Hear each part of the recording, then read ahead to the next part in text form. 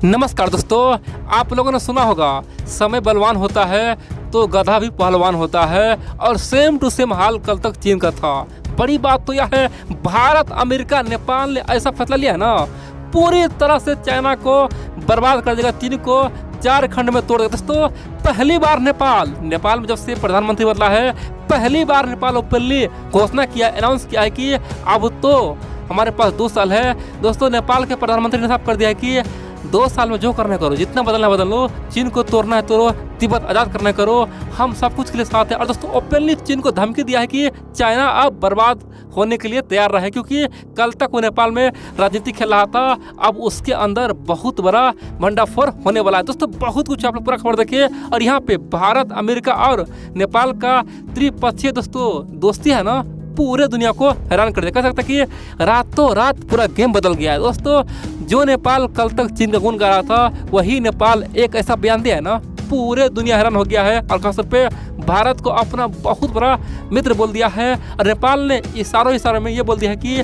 भविष्य मतलब यानी कि 20 साल बाद, केवल 2 साल के अंदर में भारत, अमेरिका और नेपाल मिलकर चीन को तोड़ेगा, 100% तोड़ के छोड़ेगा। दोस्तों नेपाल में अब केपी शर्मा ओली का जो समर्थक है ना, वो विद्रोह छेड़ दिया, बोल दिया कि हाय दैया ये क्या हो गया, केवल कुछ हफ्तों में सब कुछ बदल गया, आखिरकार अब क्या होगा। दोस्तों नेपाल में अब ये कहा जा रहा है कि अब चीन का तमाम प्रोजेक्ट अब तोड़ा जाएगा, चीन का तमाम रेलखंड वहाँ पे तोड़ा जाएगा, जो भी बड़े बड़े जो एयरपोर्ट बन रहे थे, रोड बन रहे थे, तमाम प्रोजेक्ट को बैन किया जाएगा। दोस्तों बहुत कुछ हो रहा है, आप लोग पूरा खबर देखिए। और कहीं ना कहीं भारत का बहुत भयंकर जीत हुआ है, आप लोग शुरू से देखिए। लेकिन इन सबसे पहले मैं आप लोग को बताना चाहता हूँ दोस्तों, डिस्क्रिप्शन में मेरे टेलीग्राम चैनल का लिंक है, आप लोग उस पर क्लिक कीजिए और मेरे टेलीग्राम चैनल को ज्वाइन कीजिए, सब्सक्राइब कीजिए, क्योंकि आप लोग अपना प्यार बनाए। दोस्तों आप लोग के भरोसे ही ये टेलीग्राम चैनल बना है। और आप लोग सर्च कर सकते हैं धर्मेंद्र नादान सर्च कीजिए, आप लोग तुरंत चैनल को ज्वाइन कीजिए, अपना प्यार बनाए रखें। अब चल जानते आखिरकार हुआ क्या है। दोस्तों आप लोगों ने सुना होगा, आप कितना भी गलत कर लो, लेकिन जब ऊपर वाला का डंडा चलता है ना, तो आपको सूद के साथ उस गलती को भुगतना पड़ेगा। यही हाल चीन का हुआ है, चीन को लेनी का देनी पड़ गया है। आप लोग जानते हैं दोस्तों, चाइना से अगर तिब्बत अलग हो जाए ना, तो समझिए चीन का कहानी खत्म हो जाए। बड़ी बात तो यह है, चाइना दोस्तों तिब्बत को अपना सिर मानता है, बोलता है कि अगर तिब्बत हमसे अलग हो गया तो हम तो तरफ के मर जाए। जिस प्रकार से सांप अपने नागमणि के बिना तरफ के मर जाता है, वही हाल चीन का हो जाएगा। और बड़ी बात तो यह है, कल तक केपी शर्मा ओली नेपाल में तांडव मचा रहा था, चीन का गुण गा रहा था, लेकिन दोस्तों नेपाल में सरकार बदल चुका है। बड़ी बात तो यह है, आप जानते हैं हाल ही में क्या हुआ है, अमेरिका का विदेश मंत्री खासतौर पे एंटनी ब्लिंकन भारत के दौरे पे आए हुए थे और बहुत भव्य मीटिंग हुआ है भारत, नेपाल और दोस्तों अमेरिका के बीच में। और खासतौर पे अमेरिका भारत ने एक प्लान बनाया है। प्लान यह है कि सबसे पहले नेपाल में MCC पास करना होगा। आप बोलेंगे MCC क्या होता है, क्यों पास करना होगा। दोस्तों अमेरिका का एक फंड है, यानी कि जो भी देश चीन से परेशान है, चीन से लोन लेता है, तो चीन के पास मत जाओ, केवल अपने देश में MCC पास करवा लो अमेरिका का, और उस प्रोग्राम के तहत जितना पैसा लेना है ले लो, यानी कि $2 बिलियन, $10 बिलियन जितना लेना है ले लो। और बड़ी बात तो यह है, अमेरिका किसी को गुलाम नहीं बनाता है, उसे दोस्तों बेहद ही सस्ता रेट पे, यानी कि न के बराबर उस पर इंटरेस्ट होता है, और गरीब देश को मदद करता है ताकि चीन के पास न जाए। तो बड़ी बात तो यह है, अब बहुत जल्द नेपाल में MCC पास हो जाएगा।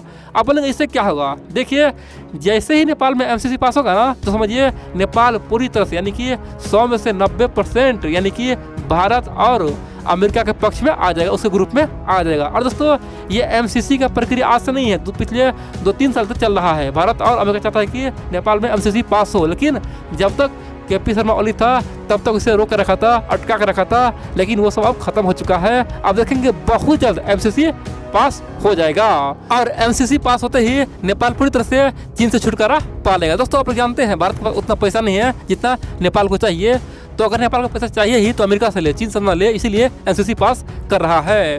दूसरा, आप जानते हैं दोस्तों, तिब्बत के लोग नेपाल में 20,000 से अधिक है, 20,000 तिब्बत के शरणार्थी नेपाल में है।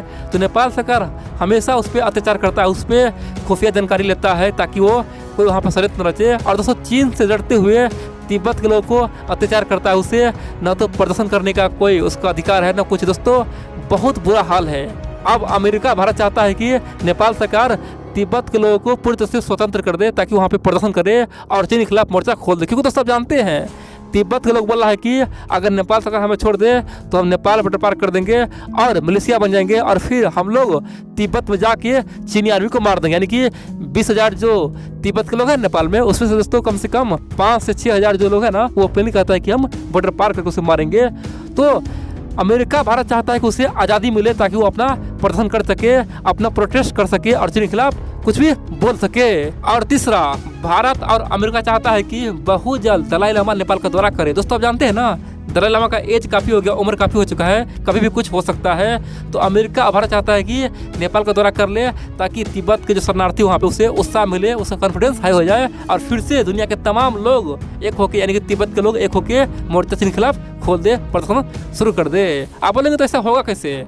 देखिए आप जानते हैं, हाल ही में भारत सरकार ने पहले कहा है कि हम अब दलाई लामा से बातचीत करें, यानी कि मोदी जी अब दलाई लामा से मीटिंग करेगा और उसके तुरंत बाद ये सब होगा और देखेंगे बहुत जल्द MCC पास हो जाएगा। तो आप बोलेंगे तो फिर क्या होगा? नेपाल चीन के खिलाफ कैसे बोलेगा? नेपाल आखिरकार तिब्बत के खिलाफ कैसे बोलेगा? दोस्तों हाल ही में नेपाल ने बहुत बड़ा बयान दिया है। दरअसल नेपाल सरकार ने पहले कहा है कि हमारा झगड़ा चीन के साथ भी है, इंडिया के साथ भी है, यानी कि झगड़ा मीन्स जमीनी विवाद दोनों के साथ है, इसीलिए हम दोनों के लिए खासतौर पे समान है और दोनों से समान अधिकार मांगेंगे। दोस्तों ये बहुत बड़ी बात है। उन्होंने पहले कहा कि कुछ मूर्ख लोग हमेशा बोलते हैं कि भारत हमारा जमीन कब्जा है, हमारा लिपिलेख ले लिया, फला ले लिया। दोस्तों नेपाल सरकार कहना है कि ऐसा है, लेकिन केवल अकेला भारत के साथ नहीं है, ये विवाद है। भारत कोई जमीन हड़पा नहीं है, ये केवल विवाद है और विवाद तो हमारा चीन के साथ भी है, इसीलिए विवाद दोनों तरफ है। लेकिन पहले सरकार क्या कर रहा था दोस्तों?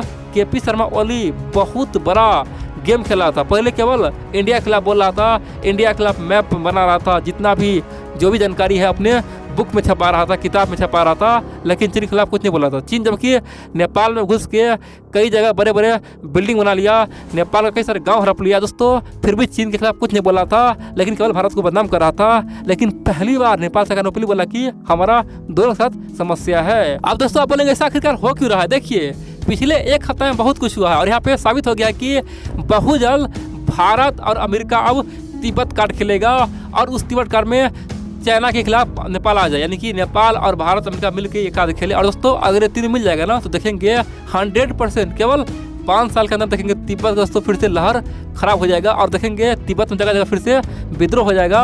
और उस समय देखेंगे चाइना दोस्तों बॉर्डर पर छोड़िए अपने घर में ही युद्ध करेगा और अंत में चीन बुरी तरह से बर्बाद हो जाएगा, चीन का कई खंड हो जाएगा। दोस्तों जैसे तिब्बत अलग होगा तो ऑटोमेटिक बात है तिब्बत अलग होते ही हांगकांग अलग हो जाएगा, फिर से ताइवान तो दोस्तों अलग है ही, शिनजियांग प्रांत हो जाएगा, इनर मंगोलिया हो जाएगा, चीन बर्बाद हो जाएगा, चीन लूट हो जाएगा। चीन का ये बर्बादी समय आ चुका है। इसीलिए चीन के थिंक टैंक ने भारत को चेताया है, बोला कि हाथ में रहो, हमारे खिलाफ षड्यंत्र मत रचो। लेकिन बड़ी बात तो यह दोस्तों अब भारत आर्या पार पे उतर चुका है, अब बोल रहा है करो या मरो करो, यानी कि भारत अब ओपनली मैदान में आके खेल रहा है। पहले भारत चुपचाप देख रहा था, अब गेम खेल रहा है।